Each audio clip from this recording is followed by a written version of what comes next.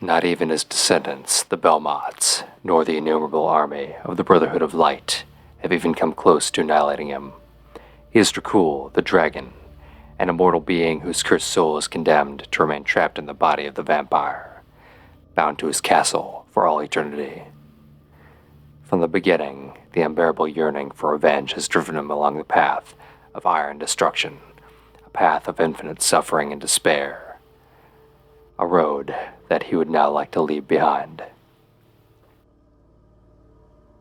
Only a few fragments of the Mirror of Fate survived in the ruins of Dracula's tower. After Simon and Alucard defeated him, their neck class still retains a trace of the magic that has guided the Belmont destiny this far.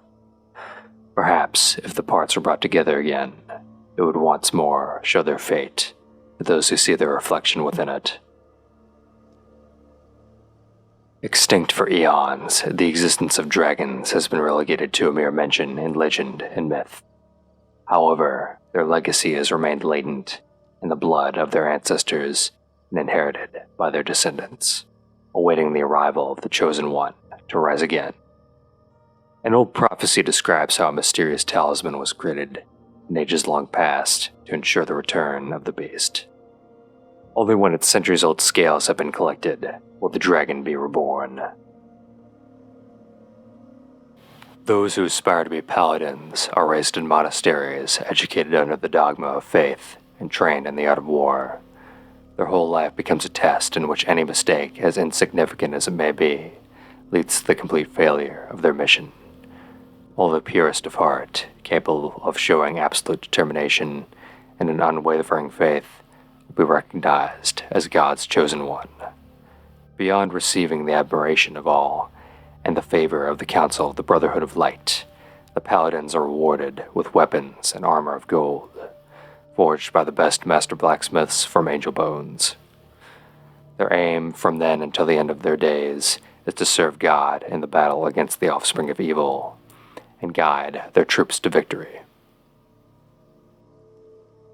Gandolfi's most outstanding pupil, loved and admired for his magnificent toys, was fooled by the evil Walter Bernhard.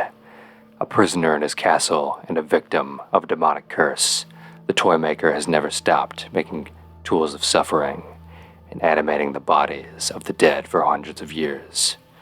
One day, one of his puppets moved him deeply, to the point where he wanted to give his own heart. He gave that small wooden boy, whom he loved like a son, the only organ that had not been corrupted, on the condition that he protect it from the darkness looming over the rest of his being. His body remained in a glass coffin, forgotten by all, except for his little puppets, who still await his return. After the events reflected in the Mirror of Fate, Dracula's firstborn kept away from the human cities, before accepting his new nature. He wandered in the night like one of the godless creatures that he swore to destroy so long ago, until he understood that there was nothing he could do now to get back the life that was taken away from him. He could only abandon his own beliefs and fight for the one thing that made sense of his existence. After visiting the tomb of the wife he longed for, he set out alone on a campaign to hunt down the creatures of darkness and watch over the new generations of men. When the Prince of Shadow's castle once again rose from its rubble, the trail led him to his father once more. There is nothing stronger than the love of a father for his son, and even Dracula is able to show it through his tortured memories. The medallion is nothing more than the physical representation of those memories, forged by a deep feeling that binds him to his firstborn, tempered by the regret of having bequeathed to him his fateful destiny. The white wolf is his symbol, his constant between worlds, and his guide on his journey from the present to the past. Wherever its mark is found, he can call on it again. Shortly after becoming a vampire, Gabriel rejected the sacred relics that he had used to defeat the Lords of Shadow. Instead, he learned to imitate their powers through his new dark blood.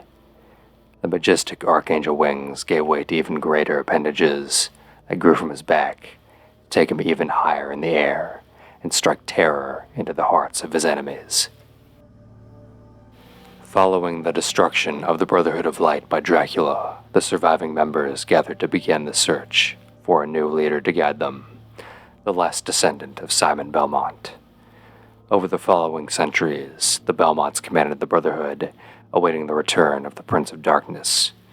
Victor Belmont is, at this time, the last member of his illustrious lineage and the current leader of the Brotherhood. It is a position he has earned by proving that he has the valor and honor necessary in the cause, as well as complete devotion to safeguarding human lives. Holy relics are in his power, carried by Gabriel in his fight against the Lords of Shadow, which were collected following an endless search through the ruins of the castle. On this day, the destiny of mankind will depend on the most important decision ever taken by the soldier of God. Will he be able to set aside his beliefs and prejudice for the good of humanity? From the arrival of the first night, the curse of the vampire has corrupted the hearts of the creatures of darkness, tempting them with supernatural powers and subjecting them to their twisted will. The dark blood has prospered for generations and now runs through the veins of the Prince of Darkness, filling each of his actions with ire, hate, and vengeance. There's nothing stronger than its influence, except for Dracula's love for his son. It is the last pure emotion he has, his only guide in a world that is falling apart with each step. Defending it means rebelling against his own nature and facing the darkest side of his being. It is a diabolical image of himself that has been fed by Gabriel's enormous resentment of God. Leaving the body and showing its abominable shape, the cursed blood faces its host in an unprecedented fight that will define his own fate and that of his family. The story of Marie goes well beyond one of courage and fervent loyalty. When the mirror revealed Gabriel's fate, she was forced to make the most difficult decisions a mother ever has to face. She turned her son over to the Brotherhood of Light, hid his existence from her own husband, and sacrificed her life for the good of humanity. Despite having died long ago, her memory remains alive in Dracula, awakening the emotions of the man he once was, guiding his actions towards the light, and reminding him that the end of his lineage is near. When Gabriel replaced his blood with Laura's, a change began that went beyond the purely physical, drowning out the love, compassion, and tenderness that filled the man's heart, giving way to the merciless darkness of the dragon. It is a supernatural power that, fed by the blood of his victims, flows through his veins, healing the wounds inflicted on him and prolonging the torturous curse for all eternity.